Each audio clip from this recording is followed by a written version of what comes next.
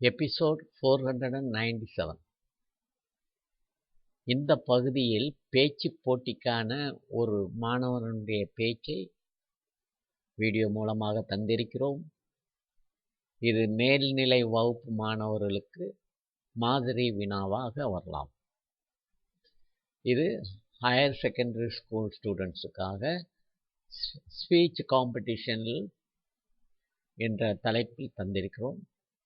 Weeds among the wheat, அதாவது களைகள், அதன் மத்தியில் கோதுமை கதிர்கள்.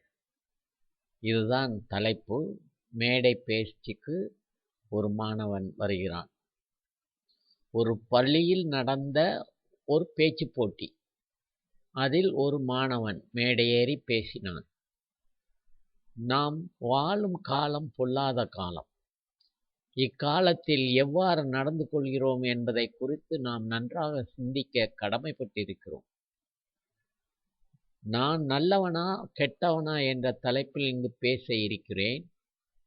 இந்த பேச்சில் உண்மையில் நீங்கள் அனைவரும் பாராட்டக்கூடியதாகவே இருக்கும் என்பதில் எந்த ஒரு எல்லளவும் சந்தேகமில்லை.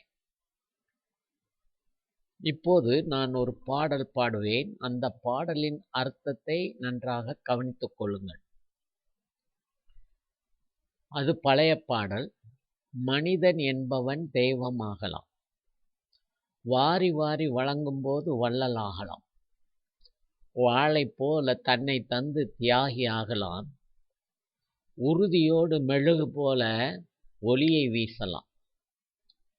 நம் வாழ்வில் நம் மனமும் குணமும் எவ்வாறு அமைந்திருக்க வேண்டும் என்பதை இந்த பாடல் நமக்கு உணர்த்துகிறது. இதனையே திருவிவிலியத்தில் இயேசு கூறும் உவமை ஒன்றை வாசிக்க கேட்போமா? இயேசு அவர்களுக்கு எடுத்துரைத்த வேறு ஒரு உவமை. அது மத்தேயு 13ஆம் அதிகாரம் 24ஆம் வசனம் முதல் 32 வரை. ஒருவர் தம் வயலில் நல்ல விதைகளை விதைத்தார். அவருடைய ஆள்கள் தூங்கும்போது அவருடைய பகைவன் வந்து கோதுமைகளுக்கிடையே களைகளை விதைத்துவிட்டு போய்விட்டான். பயிர் வளர்ந்து கதிர்விட்ட போது களைகளும் காணப்பட்டன. நிலக்கிழாருடைய பணியாளர்கள் அவரிடம் வந்து, ஐயா, நீர் உமது வயலில் நல்ல விதைகளை அல்லவா விதைத்தீர், அதில் களைகளை காணப்படுவது எப்படி என்று கேட்டார்கள். அதற்கு அவர், இது பகைவனுடைய வேலை என்றார். உடனே பணியாளர்கள் அவரிடம், நாங்கள் போய் அவற்றை பறித்து கொண்டு வரலாமா, உம் விருப்பம் என்ன என்று கேட்டார்கள். அவர், வேண்டாம், களைகளை பறிக்கும்போது அவற்றோடு சேர்த்து கோதுமையும் நீங்கள் பிடுங்கிவிடக்கூடும். அறுவடை வரை இரண்டையும் வளர விடுவோம். அறுவடை நேரத்தில் அறுவடை செய்வோரிடம் முதலில் களைகளை பறித்து கொண்டு வந்து எரிப்பதற்கென கட்டுகளாக கட்டுங்கள், கோதுமையையோ என் களஞ்சியத்தில் சேர்த்து வையுங்கள் என்று கூறுவேன் என்றார். இயேசு இந்த உவமை மூலம் நாம் விண்ணக தகுதி பெற்றிருப்போமானால் இறை ஆட்சிக்குள் பிரவேசிப்போம். இந்த போதனை நம் வாழ்வில் வரும் சவால்களையும் மோதல்களையும் சமாளித்தால் ஒழிய பேரின்ப வீட்டுக்குள் புகுவது கடினம் என்பதை விளக்குகிறார். யார் உள்ளே இருக்கிறார்கள் அல்லது யார் வெளியே இருக்கிறார்கள் என்பதை நாம் உறுதியாக சொல்ல முடியாது என்பதை இயேசு தெளிவுபடுத்துகிறார். உண்மையில் கடவுளின் தீர்ப்பு பலரை ஆச்சரியத்தில் ஆழ்த்தும். கடவுளுக்கு நன்றி, அது நம் கையில் இல்லை.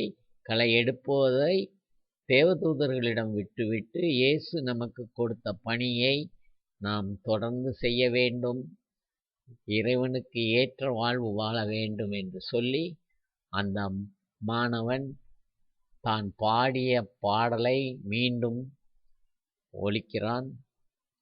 மனிதன் என்பவன் தெய்வமாகலாம்.